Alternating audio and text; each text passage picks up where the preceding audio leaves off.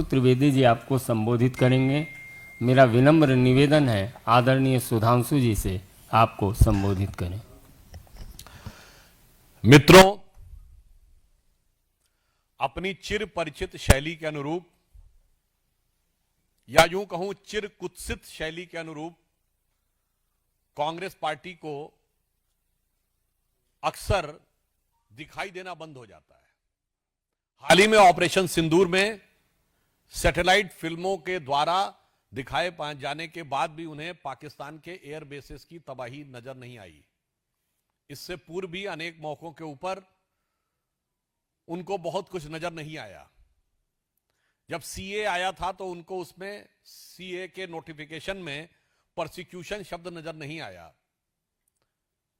उसी दृष्टि दोष के चलते हुए, being marred by that myopic view and the blurred vision, or rather than you can say motivated and nefarious vision, they are unable to see what is being categorically explained.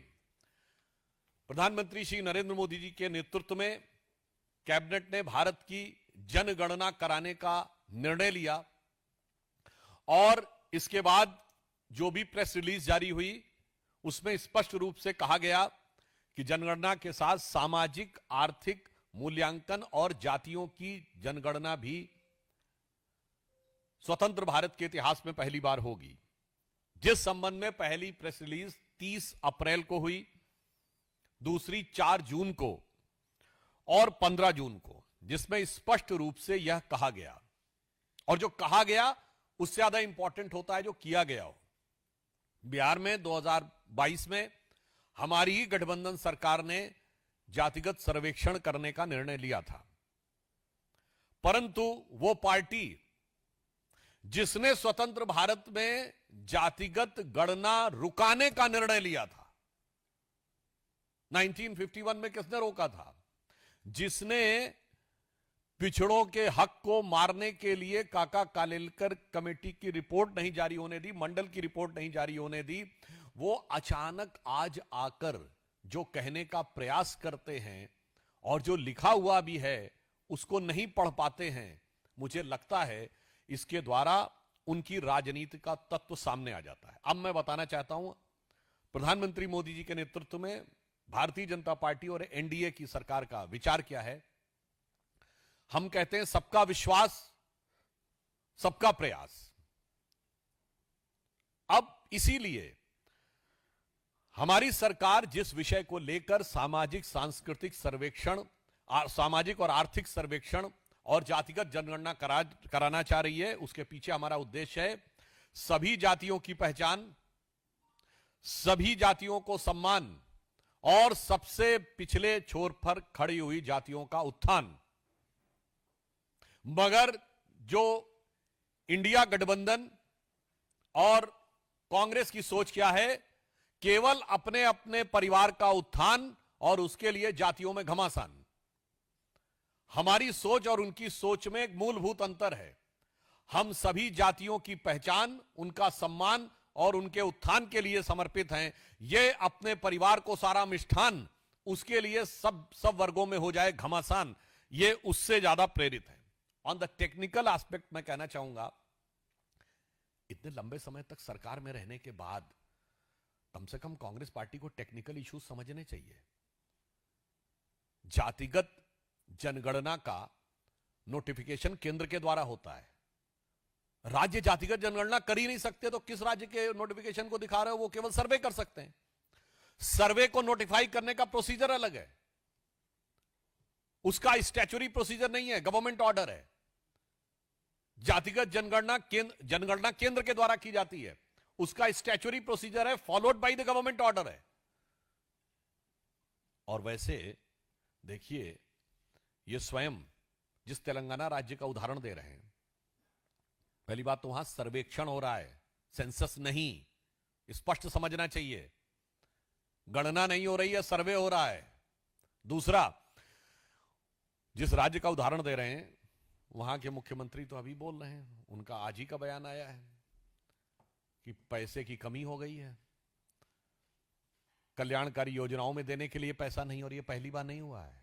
ये कांग्रेस की खटाखट योजना ने जो किया है, पहले हिमाचल प्रदेश में खटाखट खटाखट सारा खजाना सफाचट, उसके बाद आई यही चीज हुई हरियाणा, उस कर्नाटक के में, हिमाचल के बाद खटाखट खटाखट, वहां भी स्थिति हो गई खराब। अब सेम चीज तेलंगाना में आती जा रही है। यानी यह साफ दिखाई पड़ रहा है कि कांग्रेस जहां जहां सत्ता में आती है, इनका खटाखट मॉडल देश के विकास के लिए एक बड़ी चुनौती बनता हुआ जा रहा है, क्योंकि ये समग्र आर्थिक विकास को ध्यान में रखकर नहीं विकास करते। हमारे राज्यों में यदि कल्याणकारी योजनाएं काम कर रही हैं, उसके साथ साथ राज्य में नए संसाधनों का भी संचय उसी दृष्टि से हो रहा है। इसलिए मैं एक पंक्ति में कहना चाहूं, जहां जहां ही कांग्रेस आई, वहां वहां आर्थिक दृष्टि से हो गई तबाही। और यह उदाहरण हिमाचल, कर्नाटक और उसके बाद तेलंगाना में दिखाई पड़ रहा है। इसलिए मैं कांग्रेस पार्टी से स्पष्ट रूप से कहना चाहूंगा कि आप वो पार्टी हैं जो जातिगत आधार के ऊपर इस देश में एक दूसरे से लड़ाकर अपनी राजनीतिक रोटी सेकना चाहते थे। ये वो पार्टी है जिनके समर्थकों ने कभी, याद करिए, बिहार में एक दौर में नारा चलता था, भूरा बाल निकाल रहा हूं, ये 4 जातियों का प्रतीक था। परवल 4 का प्रतीक था। एक दौर में किसी का नाम लेके कहा जाता था, फलाना खाएगा हलवा और ढिमाका खाएगा बलुआ। तो वही कांग्रेस में किसी जमाने में अजगर यूज हुआ। तो कभी गुजरात में इसी कांग्रेस ने KHAM खाम यूज किया, तो कहीं कर्नाटक में अहिंदा यूज किया। मगर मोदी जी ने क्या कहा? सबका साथ, सबका विकास, सबका विश्वास, सबका प्रयास। यूज सारी जातियों का नाम किया, मगर सारा अर्पण अपने को ही किया। सत्ता में जिन्होंने एक रत्ती का स्थान परिवार के बाहर किसी को नहीं दिया, इतनी छोटी सोच से जो लोग 3 पीढ़ियों से इस देश को चलाते रहे, उसी छोटी सोच के कारण जो लिखा हुआ है वो पूरे डॉक्यूमेंट को न दिखाकर एक सरासर मिथ्या प्रचार, भ्रामक प्रचार और इसके द्वारा वो देश को भ्रमित करने का प्रयास कर रहे हैं, क्योंकि शायद उन्हें यह लगता है कि इस चीज को लेकर जो मंसूबे उन्होंने पाले थे वो पूरे नहीं हो पा रहे हैं। मैं स्पष्ट रूप से पूछना चाहता हूं, कांग्रेस पार्टी पहले जवाब दे। कर्नाटक और तेलंगाना में उन्होंने अल्पसंख्यक समुदाय के जिन जिन लोगों को, जिन इतनी भारी संख्या में जातियों को इंक्लूड करने का प्रयास किया है, जिसके बारे में कोर्ट की भी टिप्पणी है, उस पर उनका क्या कहना है? आखिर में आप किसका हिस्सा मारना चाहते हैं? पश्चिम बंगाल की सरकार ने जिस भारी संख्या में मुस्लिम समाज के लोगों को ओबीसी में इंक्लूड किया है, जिसके लिए पिछड़ा वर्ग आयोग ने बाकायदा जवाब तलब किया कि संभवतः शायद 91 में 73 जातियां मुस्लिम समाज की थी। राहुल गांधी और इंडी गठबंधन वाले इस पर जवाब क्यों नहीं देते? और आपको एक बड़ा मजेदार तथ्य बताऊं कि जब ओबीसी कमीशन ने उनसे पूछा कि ये इतना कैसे हो गए, तो उन्होंने कहा कन्वर्ट होने से पहले ये इस जाति के थे तो इसमें हो गए। अब आप एक और बात सुनिए, उसमें यह भी कहा गया बंगाल में, भाई तो फिर इतनी भारी मात्रा में कन्वर्जन कैसे हो गया? तो चुप हो गए। मगर एक और मजेदार बात, अभी जो लेटेस्ट चेंज किया है पश्चिम बंगाल की कैबिनेट ने, उसने संभवतः 141 जातियों को उसमें डाल दिया है। अब मजे की बात क्या है, हिंदू समाज में 71 जातियां हैं एज पर वेस्ट बंगाल, और मुस्लिम समाज में 100 से अधिक ओबीसी जातियां हैं। भाई अगर कन्वर्ट होने से पहले थे 71, तो ये कन्वर्ट होने के बाद 71 से ज्यादा कैसे हो गए? यह साफ दर्शा रहा है कि आरक्षण के नाम पर वोट बैंक की राजनीति करके पिछले दरवाजे के द्वारा पिछड़े वर्ग के आरक्षण में सेंध ही नहीं लगाना, जिसे कहते हैं ना पूरी की पूरी दीवार ढहा देने का काम इंडी गठबंधन की सरकारों के द्वारा किया जा रहा है। इसीलिए प्रधानमंत्री मोदी जी के नेतृत्व में हमारी एनडीए की सरकार ने जो एक सकारात्मक निर्णय लिया है,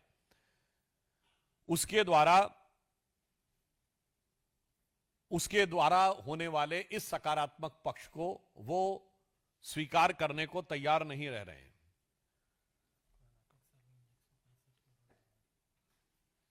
वैसे कर्नाटक में सर्वे में उन्होंने 165 करोड़ रुपए लगाए हैं और आप कह रहे हैं रीसर्वे कराएंगे। और याद करिए, कर्नाटक के डिप्टी सीएम मात्र साल भर पहले की बात है, यह भी बोल चुके थे कि सर्वे जारी नहीं होने दूंगा। यह ऑन रिकॉर्ड दिया गया बयान था, वहां खुद ही घमासान हो रहा था। तो अब पहले मैं उनसे पूछना चाहता हूं कि आपने कर्नाटक में सर्वेक्षण कराया तो पहले गलत कराया था क्या, या फिर रीसर्वे क्यों करवा रहे हैं? अब तेलंगाना में कह रहे हैं कि करवाएंगे फिर से। और तेलंगाना में जो आपने सर्वेक्षण कराया है उससे जो अनुपात निकल के आया, मैं राहुल गांधी से सीधा पूछना चाहता हूं, उस अनुपात में मंत्रिमंडल में परिवर्तन किया कि नहीं? आज सबसे ज्यादा ओबीसी मंत्री मोदी जी की सरकार में है। मैं पूछना चाहता हूं, तेलंगाना में कितने ओबीसी मंत्री हैं? और मैं राहुल गांधी जी से यह भी पूछना चाहता हूं और कांग्रेस पार्टी से कि 2014 में जब डॉक्टर मनमोहन सिंह जी की सरकार ने इस्तीफा दिया, कितने ओबीसी मंत्री थे? 2-3 भी नहीं थे पूरी कैबिनेट में। इसलिए इससे बहुत साफ हो जाता है कि इनका उद्देश्य समाज के अंदर भ्रम पैदा करना और अपने परिवार के हाथ में सत्ता रखना है। चूंकि वह उद्देश्य बिखरता हुआ नजर आ रहा है, इसलिए इस प्रकार के प्रपंच, झूठ और मिथ्या प्रचार का सहारा लिया जा रहा है।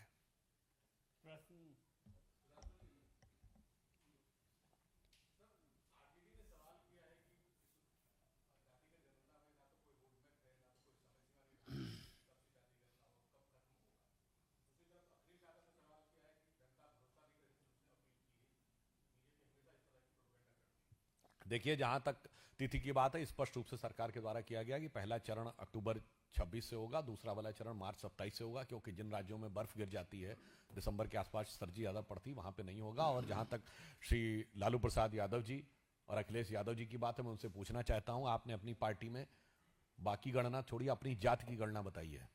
अपनी जाति में आपने अपने परिवार के अलावा किसी को सत्ता दी? जिस दिन मुख्यमंत्री का पद छोड़ने की बात आई तो लालू प्रसाद यादव जी ने क्या किया? पहले मेरा साला, उसका जलवा चलता था, फिर मेरी पत्नी, फिर मेरा बेटा, फिर मेरा दूसरा बेटा, फिर मेरी बेटी, फिर मेरी दूसरी बेटी, और धरती पुत्र मुलायम सिंह जी, जब सत्ता की बात आई तो भाई भी नहीं, बेटा ही नजर आया। तो इससे साफ समझ में आता है कि जातिगत जनगणना के मुद्दे के ऊपर इनका उद्देश्य अपनी जाति में भी एक की गणना नहीं है, अपनी जाति में भी किसी एक भी व्यक्ति को यह सत्ता देने को तैयार नहीं है। इससे यह समझ में आ जाता है कि ये किस प्रकार की भावना रखते हैं।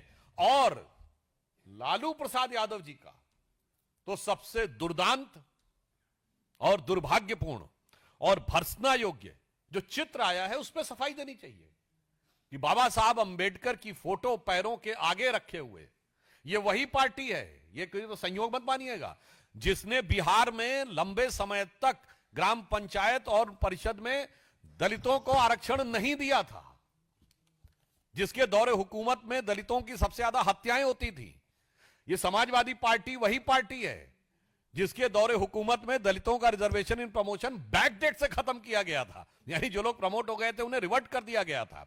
ये वही पार्टी है जिसने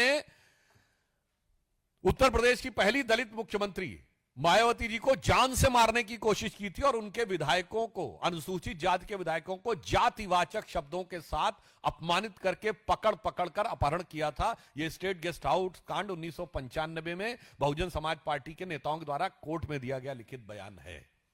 तो मुझे लगता है इन दोनों के बोलने पर मुझे नजर आता, सूप बोले तो बोले, चटनी भी बोले जिसमें 100 छेद। बहुत बहुत धन्यवाद। त्रिवेदी जी आपको संबोधित करेंगे। मेरा विनम्र निवेदन है आदरणीय सुधांशु जी से आपको संबोधित करें। मित्रों, अपनी चिर परिचित शैली के अनुरूप या यूं कहूं चिर कुत्सित शैली के अनुरूप कांग्रेस पार्टी को अक्सर दिखाई देना बंद हो जाता है। हाल ही में ऑपरेशन सिंदूर में सैटेलाइट फिल्मों के द्वारा दिखाए जाने के बाद भी उन्हें पाकिस्तान के एयर बेसेस की तबाही नजर नहीं आई। इससे पूर्व भी अनेक मौकों के ऊपर उनको बहुत कुछ नजर नहीं आया। जब सीए आया था तो उनको उसमें सीए के नोटिफिकेशन में प्रोसिक्यूशन शब्द नजर नहीं आया। उसी दृष्टि दोष के चलते हुए, being marred by that myopic view and the blurred vision, or rather than you can say motivated and nefarious vision, they are unable to see what is being categorically explained. प्रधानमंत्री श्री नरेंद्र मोदी जी के नेतृत्व में कैबिनेट ने भारत की जनगणना कराने का निर्णय लिया और इसके बाद जो भी प्रेस रिलीज जारी हुई उसमें स्पष्ट रूप से कहा गया कि जनगणना के साथ सामाजिक आर्थिक मूल्यांकन और जातियों की जनगणना भी स्वतंत्र भारत के इतिहास में पहली बार होगी, जिस संबंध में पहली प्रेस रिलीज 30 अप्रैल को हुई, दूसरी 4 जून को और 15 जून को, जिसमें स्पष्ट रूप से यह कहा गया। और जो कहा गया उससे ज्यादा इंपॉर्टेंट होता है जो किया गया हो। बिहार में 2022 में हमारी ही गठबंधन सरकार ने जातिगत सर्वेक्षण करने का निर्णय लिया था, परंतु वो पार्टी जिसने स्वतंत्र भारत में जातिगत गणना रुकाने का निर्णय लिया था, 1951 में किसने रोका था? जिसने पिछड़ों के हक को मारने के लिए काका कालेलकर कमेटी की रिपोर्ट नहीं जारी होने दी, मंडल की रिपोर्ट नहीं जारी होने दी, वो अचानक आज आकर जो कहने का प्रयास करते हैं और जो लिखा हुआ भी है उसको नहीं पढ़ पाते हैं। मुझे लगता है इसके द्वारा उनकी राजनीति का तत्व सामने आ जाता है। अब मैं बताना चाहता हूं, प्रधानमंत्री मोदी जी के नेतृत्व में भारतीय जनता पार्टी और एनडीए की सरकार का विचार क्या है? हम कहते हैं सबका विश्वास, सबका प्रयास। अब इसीलिए हमारी सरकार जिस विषय को लेकर सामाजिक सांस्कृतिक सर्वेक्षण, सामाजिक और आर्थिक सर्वेक्षण और जातिगत जनगणना कराना चाह रही है, उसके पीछे हमारा उद्देश्य है सभी जातियों की पहचान, सभी जातियों को सम्मान और सबसे पिछले छोर पर खड़ी हुई जातियों का उत्थान। मगर जो इंडिया गठबंधन और कांग्रेस की सोच क्या है? केवल अपने अपने परिवार का उत्थान और उसके लिए जातियों में घमासान। हमारी सोच और उनकी सोच में एक मूलभूत अंतर है। हम सभी जातियों की पहचान, उनका सम्मान और उनके उत्थान के लिए समर्पित हैं। ये अपने परिवार को सारा मिष्ठान, उसके लिए सब वर्गों में हो जाए घमासान, ये उससे ज्यादा प्रेरित है। ऑन द टेक्निकल एस्पेक्ट मैं कहना चाहूंगा, इतने लंबे समय तक सरकार में रहने के बाद कम से कम कांग्रेस पार्टी को टेक्निकल इश्यूज समझने चाहिए। जातिगत जनगणना का नोटिफिकेशन केंद्र के द्वारा होता है, राज्य जातिगत जनगणना कर ही नहीं सकते, तो किस राज्य के नोटिफिकेशन को दिखा रहे हो? वो केवल सर्वे कर सकते हैं। सर्वे को नोटिफाई करने का प्रोसीजर अलग है, उसका स्टैच्यूटरी प्रोसीजर नहीं है, गवर्नमेंट ऑर्डर है। जातिगत जनगणना केंद्र के द्वारा की जाती है, उसका स्टैच्यूटरी प्रोसीजर है, followed by the government order है। और वैसे देखिए, ये स्वयं जिस तेलंगाना राज्य का उदाहरण दे रहे हैं, पहली बात तो वहां सर्वेक्षण हो रहा है, सेंसस नहीं, स्पष्ट समझना चाहिए। गणना नहीं हो रही है, सर्वे हो रहा है। दूसरा, जिस राज्य का उदाहरण दे रहे हैं वहां के मुख्यमंत्री तो अभी बोल रहे हैं, उनका आज ही का बयान आया है कि पैसे की कमी हो गई है, कल्याणकारी योजनाओं में देने के लिए पैसा नहीं, और ये पहली बार नहीं हुआ है। ये कांग्रेस की खटाखट योजना ने जो किया है, पहले हिमाचल प्रदेश में खटाखट सारा खजाना सफाचट, उसके बाद आई यही चीज हुई हरियाणा, उस कर्नाटक के में, हिमाचल के बाद खटाखट वहां भी स्थिति हो गई खराब। अब सेम चीज तेलंगाना में आती जा रही है। यानी यह साफ दिखाई पड़ रहा है कि कांग्रेस जहां जहां सत्ता में आती है, इनका खटाखट मॉडल देश के विकास के लिए एक बड़ी चुनौती बनता हुआ जा रहा है, क्योंकि ये समग्र आर्थिक विकास को ध्यान में रखकर नहीं विकास करते। हमारे राज्यों में यदि कल्याणकारी योजनाएं काम कर रही हैं, उसके साथ साथ राज्य में नए संसाधनों का भी संचय उसी दृष्टि से हो रहा है। इसलिए मैं एक पंक्ति में कहना चाहूं, जहां जहां ही कांग्रेस आई वहां वहां आर्थिक दृष्टि से हो गई तबाही। और यह उदाहरण हिमाचल, कर्नाटक और उसके बाद तेलंगाना में दिखाई पड़ रहा है।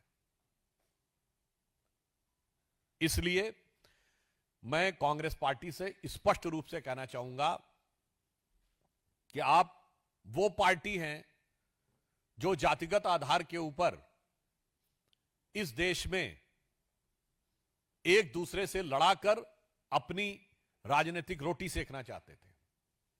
ये वो पार्टी है जिनके समर्थकों ने कभी, याद करिए, बिहार में एक दौर में नारा चलता था, भूरा बाल निकाल रहा हूं, ये 4 जातियों का प्रतीक था।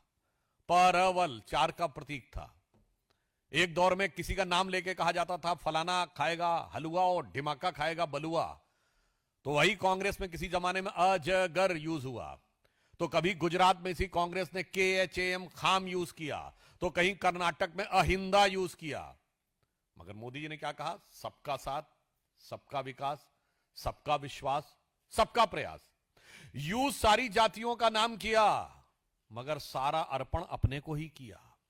सत्ता में जिन्होंने एक रत्ती का स्थान परिवार के बाहर किसी को नहीं दिया, इतनी छोटी सोच से जो लोग 3 पीढ़ियों से इस देश को चलाते रहे, उसी छोटी सोच के कारण जो लिखा हुआ है वो पूरे डॉक्यूमेंट को न दिखाकर एक सरासर मिथ्या प्रचार, भ्रामक प्रचार और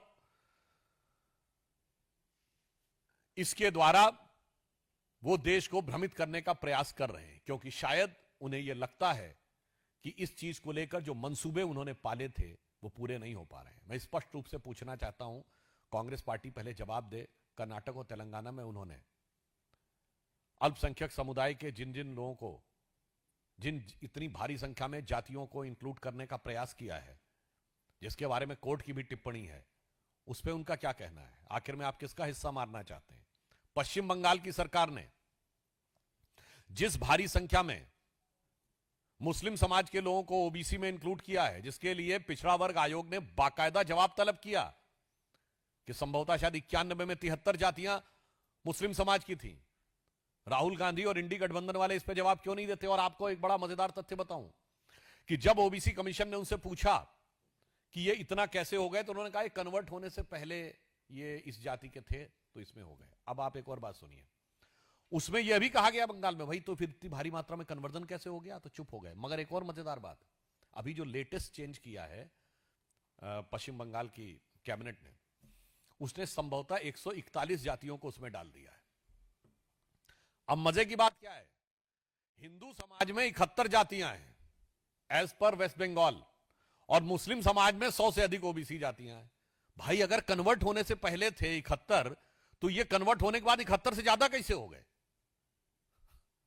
यह साफ दर्शा रहा है कि आरक्षण के नाम पर वोट बैंक की राजनीति करके पिछले दरवाजे के द्वारा पिछड़े वर्ग के आरक्षण में सेंध ही नहीं लगाना, जिसे कहते हैं ना पूरी की पूरी दीवार ढहा देने का काम इंडी गठबंधन की सरकारों के द्वारा किया जा रहा है। इसीलिए प्रधानमंत्री मोदी जी के नेतृत्व में हमारी एनडीए की सरकार ने जो एक सकारात्मक निर्णय लिया है, उसके द्वारा होने वाले इस सकारात्मक पक्ष को वो स्वीकार करने को तैयार नहीं रह रहे हैं।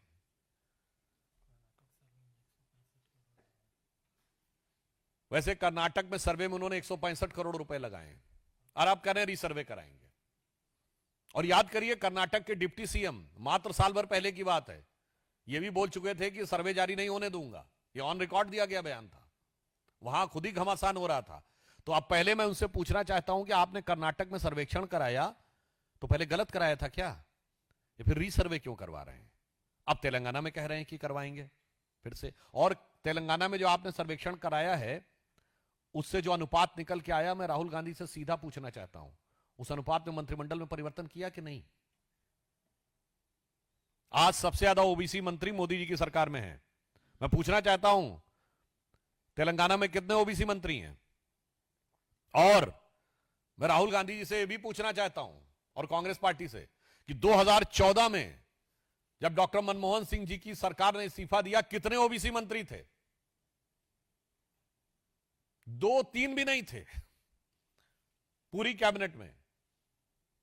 इसलिए इससे बहुत साफ हो जाता है कि इनका उद्देश्य समाज के अंदर भ्रम पैदा करना और अपने परिवार के हाथ में सत्ता रखना है। चूंकि वह उद्देश्य बिखरता हुआ नजर आ रहा है, इसलिए इस प्रकार के प्रपंच, झूठ और मिथ्या प्रचार का सहारा लिया जा रहा है।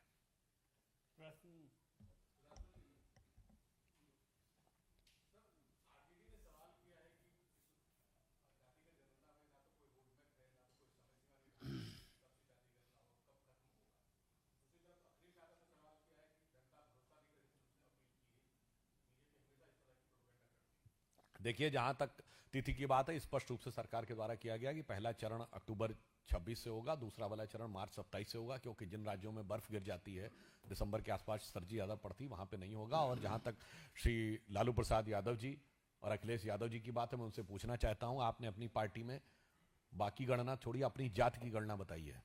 अपनी जाति में आपने अपने परिवार के अलावा किसी को सत्ता दी? जिस दिन मुख्यमंत्री का पद छोड़ने की बात आई तो लालू प्रसाद यादव जी ने क्या किया? पहले मेरा साला, उसका जलवा चलता था, फिर मेरी पत्नी, फिर मेरा बेटा, फिर मेरा दूसरा बेटा, फिर मेरी बेटी, फिर मेरी दूसरी बेटी। और धरती पुत्र मुलायम सिंह जी, जब सत्ता की बात आई तो भाई भी नहीं, बेटा ही नजर आया। तो इससे साफ समझ में आता है कि जातिगत जनगणना के मुद्दे के ऊपर इनका उद्देश्य अपनी जाति में भी एक की गणना नहीं है। अपनी जाति में भी किसी एक भी व्यक्ति को यह सत्ता देने को तैयार नहीं है। इससे यह समझ में आ जाता है कि ये किस प्रकार की भावना रखते हैं। और लालू प्रसाद यादव जी का तो सबसे दुर्दांत और दुर्भाग्यपूर्ण और भर्त्सना योग्य जो चित्र आया है, उस पर सफाई देनी चाहिए कि बाबा साहब अंबेडकर की फोटो पैरों के आगे रखे हुए ये वही पार्टी है, ये कोई तो संयोग मत मानिएगा, जिसने बिहार में लंबे समय तक ग्राम पंचायत और परिषद में दलितों को आरक्षण नहीं दिया था, जिसके दौरे हुकूमत में दलितों की सबसे ज्यादा हत्याएं होती थी। ये समाजवादी पार्टी वही पार्टी है जिसके दौरे हुकूमत में दलितों का रिजर्वेशन इन प्रमोशन बैकडेट से खत्म किया गया था, यानी जो लोग प्रमोट हो गए थे उन्हें रिवर्ट कर दिया गया था। ये वही पार्टी है जिसने उत्तर प्रदेश की पहली दलित मुख्यमंत्री मायावती जी को जान से मारने की कोशिश की थी और उनके विधायकों को, अनुसूचित जाति के विधायकों को जातिवाचक शब्दों के साथ अपमानित करके पकड़ कर अपहरण किया था। यह स्टेट गेस्ट हाउस कांड 1995 में बहुजन समाज पार्टी के नेताओं के द्वारा कोर्ट में दिया गया लिखित बयान है। तो मुझे लगता है इन दोनों के बोलने पर मुझे नजर आता, सूप बोले तो बोले, चटनी भी बोले जिसमें 100 छेद। बहुत बहुत धन्यवाद। त्रिवेदी जी आपको संबोधित करेंगे। मेरा विनम्र निवेदन है आदरणीय सुधांशु जी से आपको संबोधित करें। मित्रों, अपनी चिर परिचित शैली के अनुरूप या यूं कहूं चिर कुत्सित शैली के अनुरूप कांग्रेस पार्टी को अक्सर दिखाई देना बंद हो जाता है। हाल ही में ऑपरेशन सिंदूर में सैटेलाइट फिल्मों के द्वारा दिखाए जाने के बाद भी उन्हें पाकिस्तान के एयर बेसेस की तबाही नजर नहीं आई। इससे पूर्व भी अनेक मौकों के ऊपर उनको बहुत कुछ नजर नहीं आया। जब सीए आया था तो उनको उसमें सीए के नोटिफिकेशन में प्रोसिक्यूशन शब्द नजर नहीं आया। उसी दृष्टि दोष के चलते हुए, being marred by that myopic view and the blurred vision, or rather than you can say motivated and nefarious vision, they are unable to see what is being categorically explained. प्रधानमंत्री श्री नरेंद्र मोदी जी के नेतृत्व में कैबिनेट ने भारत की जनगणना कराने का निर्णय लिया और इसके बाद जो भी प्रेस रिलीज जारी हुई उसमें स्पष्ट रूप से कहा गया कि जनगणना के साथ सामाजिक आर्थिक मूल्यांकन और जातियों की जनगणना भी स्वतंत्र भारत के इतिहास में पहली बार होगी। जिस संबंध में पहली प्रेस रिलीज 30 अप्रैल को हुई, दूसरी 4 जून को और 15 जून को, जिसमें स्पष्ट रूप से यह कहा गया, और जो कहा गया उससे ज्यादा इंपॉर्टेंट होता है जो किया गया हो। बिहार में 2022 में हमारी ही गठबंधन सरकार ने जातिगत सर्वेक्षण करने का निर्णय लिया था, परंतु वो पार्टी जिसने स्वतंत्र भारत में जातिगत गणना रुकाने का निर्णय लिया था, 1951 में किसने रोका था? जिसने पिछड़ों के हक को मारने के लिए काका कालेलकर कमेटी की रिपोर्ट नहीं जारी होने दी, मंडल की रिपोर्ट नहीं जारी होने दी, वो अचानक आज आकर जो कहने का प्रयास करते हैं और जो लिखा हुआ भी है उसको नहीं पढ़ पाते हैं। मुझे लगता है इसके द्वारा उनकी राजनीति का तत्व सामने आ जाता है। अब मैं बताना चाहता हूं, प्रधानमंत्री मोदी जी के नेतृत्व में भारतीय जनता पार्टी और एनडीए की सरकार का विचार क्या है। हम कहते हैं सबका विश्वास, सबका प्रयास। अब इसीलिए हमारी सरकार जिस विषय को लेकर सामाजिक सांस्कृतिक सर्वेक्षण, सामाजिक और आर्थिक सर्वेक्षण और जातिगत जनगणना कराना चाह रही है, उसके पीछे हमारा उद्देश्य है सभी जातियों की पहचान, सभी जातियों को सम्मान और सबसे पिछले छोर पर खड़ी हुई जातियों का उत्थान। मगर जो इंडिया गठबंधन और कांग्रेस की सोच क्या है? केवल अपने अपने परिवार का उत्थान और उसके लिए जातियों में घमासान। हमारी सोच और उनकी सोच में एक मूलभूत अंतर है। हम सभी जातियों की पहचान, उनका सम्मान और उनके उत्थान के लिए समर्पित हैं। ये अपने परिवार को सारा मिष्ठान, उसके लिए सब वर्गों में हो जाए घमासान, ये उससे ज्यादा प्रेरित है। ऑन द टेक्निकल एस्पेक्ट मैं कहना चाहूंगा, इतने लंबे समय तक सरकार में रहने के बाद कम से कम कांग्रेस पार्टी को टेक्निकल इश्यूज समझने चाहिए। जातिगत जनगणना का नोटिफिकेशन केंद्र के द्वारा होता है। राज्य जातिगत जनगणना कर ही नहीं सकते, तो किस राज्य के नोटिफिकेशन को दिखा रहे हो? वो केवल सर्वे कर सकते हैं। सर्वे को नोटिफाई करने का प्रोसीजर अलग है, उसका स्टैच्यूटरी प्रोसीजर नहीं है, गवर्नमेंट ऑर्डर है। जातिगत जनगणना केंद्र के द्वारा की जाती है, उसका स्टैच्यूटरी प्रोसीजर है, followed by the government order है।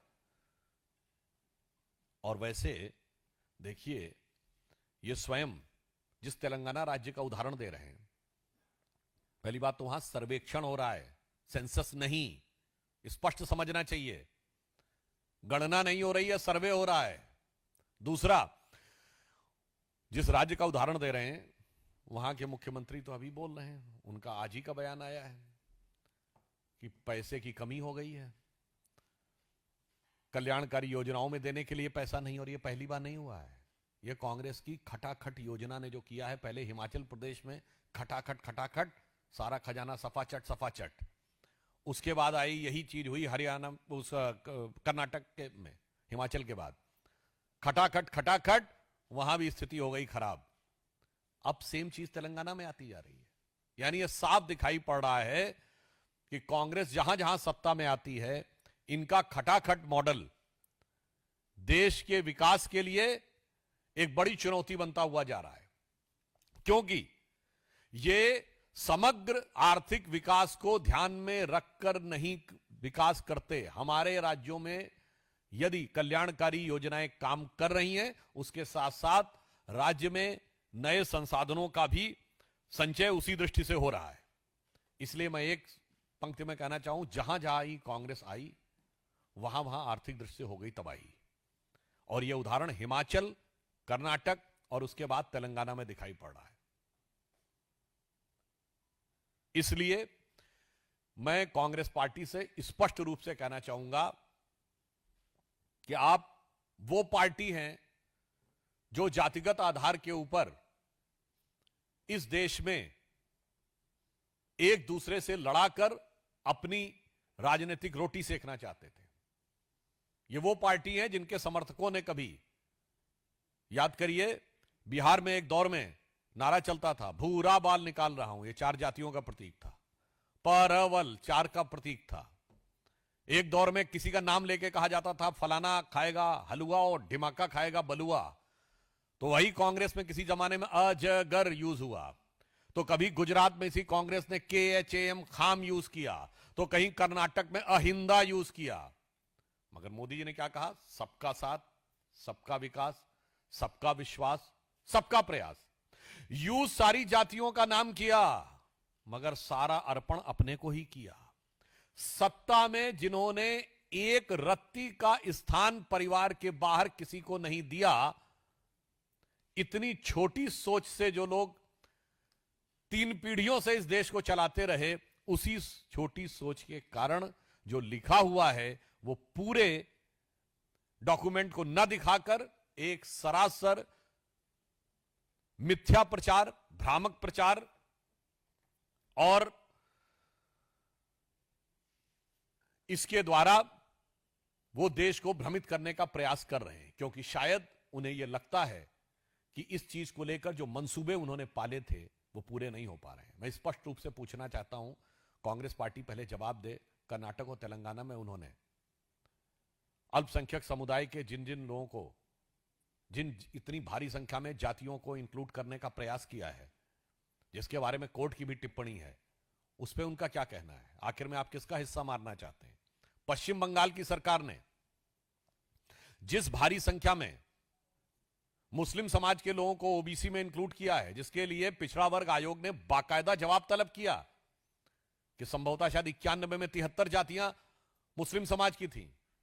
राहुल गांधी और इंडी गठबंधन वाले इस पर जवाब क्यों नहीं देते? और आपको एक बड़ा मजेदार तथ्य बताऊं कि जब ओबीसी कमीशन ने उनसे पूछा कि ये इतना कैसे हो गए, तो उन्होंने कहा कन्वर्ट होने से पहले ये इस जाति के थे तो इसमें हो गए। अब आप एक और बात सुनिए, उसमें यह भी कहा गया बंगाल में, भाई तो फिर इतनी भारी मात्रा में कन्वर्जन कैसे हो गया? तो चुप हो गए। मगर एक और मजेदार बात, अभी जो लेटेस्ट चेंज किया है पश्चिम बंगाल की कैबिनेट ने, उसने संभवतः 141 जातियों को उसमें डाल दिया है।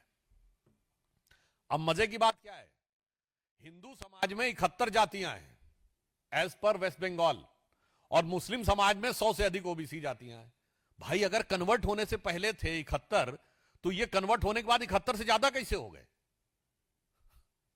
यह साफ दर्शा रहा है कि आरक्षण के नाम पर वोट बैंक की राजनीति करके पिछले दरवाजे के द्वारा पिछड़े वर्ग के आरक्षण में सेंध ही नहीं लगाना, जिसे कहते हैं ना पूरी की पूरी दीवार ढहा देने का काम इंडी गठबंधन की सरकारों के द्वारा किया जा रहा है। इसीलिए प्रधानमंत्री मोदी जी के नेतृत्व में हमारी एनडीए की सरकार ने जो एक सकारात्मक निर्णय लिया है, उसके द्वारा होने वाले इस सकारात्मक पक्ष को वो स्वीकार करने को तैयार नहीं रह रहे हैं।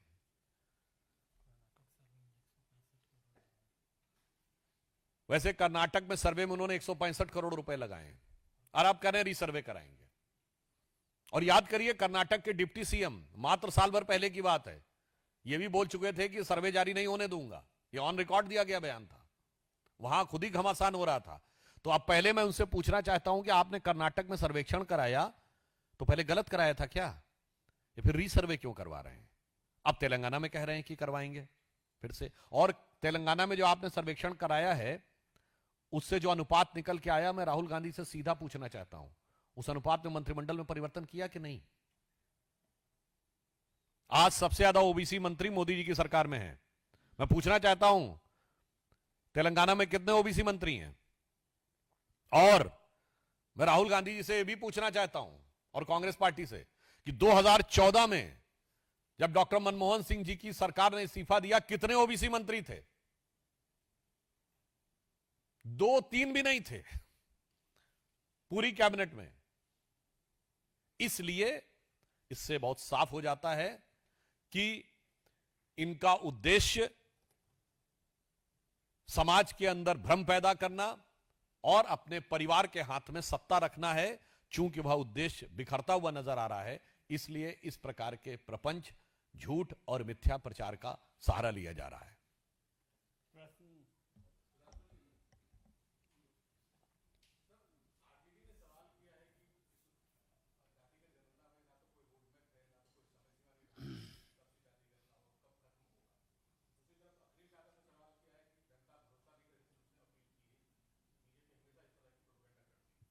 देखिए, जहां तक तिथि की बात है, स्पष्ट रूप से सरकार के द्वारा किया गया कि पहला चरण अक्टूबर 26 से होगा, दूसरा वाला चरण मार्च 27 से होगा, क्योंकि जिन राज्यों में बर्फ गिर जाती है दिसंबर के आसपास सर्दी ज्यादा पड़ती, वहां पे नहीं होगा। और जहां तक श्री लालू प्रसाद यादव जी और अखिलेश यादव जी की बात है, मैं उनसे पूछना चाहता हूं, आपने अपनी पार्टी में बाकी गणना छोड़ी, अपनी जाति की गणना बताइए। अपनी जाति में आपने अपने परिवार के अलावा किसी को सत्ता दी? जिस दिन मुख्यमंत्री का पद छोड़ने की बात आई तो लालू प्रसाद यादव जी ने क्या किया? पहले मेरा साला, उसका जलवा चलता था, फिर मेरी पत्नी, फिर मेरा बेटा, फिर मेरा दूसरा बेटा, फिर मेरी बेटी, फिर मेरी दूसरी बेटी, और धरती पुत्र मुलायम सिंह जी, जब सत्ता की बात आई तो भाई भी नहीं, बेटा ही नजर आया। तो इससे साफ समझ में आता है कि जातिगत जनगणना के मुद्दे के ऊपर इनका उद्देश्य अपनी जाति में भी एक की गणना नहीं है, अपनी जाति में भी किसी एक भी व्यक्ति को यह सत्ता देने को तैयार नहीं है। इससे यह समझ में आ जाता है कि ये किस प्रकार की भावना रखते हैं। और लालू प्रसाद यादव जी का तो सबसे दुर्दांत और दुर्भाग्यपूर्ण और भर्त्सना योग्य जो चित्र आया है, उस पर सफाई देनी चाहिए कि बाबा साहब अंबेडकर की फोटो पैरों के आगे रखे हुए ये वही पार्टी है, ये कोई तो संयोग मत मानिएगा, जिसने बिहार में लंबे समय तक ग्राम पंचायत और परिषद में दलितों को आरक्षण नहीं दिया था, जिसके दौरे हुकूमत में दलितों की सबसे ज्यादा हत्याएं होती थी। ये समाजवादी पार्टी वही पार्टी है जिसके दौरे हुकूमत में दलितों का रिजर्वेशन इन प्रमोशन बैकडेट से खत्म किया गया था, यानी जो लोग प्रमोट हो गए थे उन्हें रिवर्ट कर दिया गया था। ये वही पार्टी है जिसने उत्तर प्रदेश की पहली दलित मुख्यमंत्री मायावती जी को जान से मारने की कोशिश की थी और उनके विधायकों को, अनुसूचित जाति के विधायकों को जातिवाचक शब्दों के साथ अपमानित करके पकड़ पकड़ कर अपहरण किया था। यह स्टेट गेस्ट हाउस कांड 1995 में बहुजन समाज पार्टी के नेताओं के द्वारा कोर्ट में दिया गया लिखित बयान है। तो मुझे लगता है इन दोनों के बोलने पर मुझे नजर आता, सूप बोले तो बोले, चननी भी बोले जिसमें 100 छेद। बहुत बहुत धन्यवाद।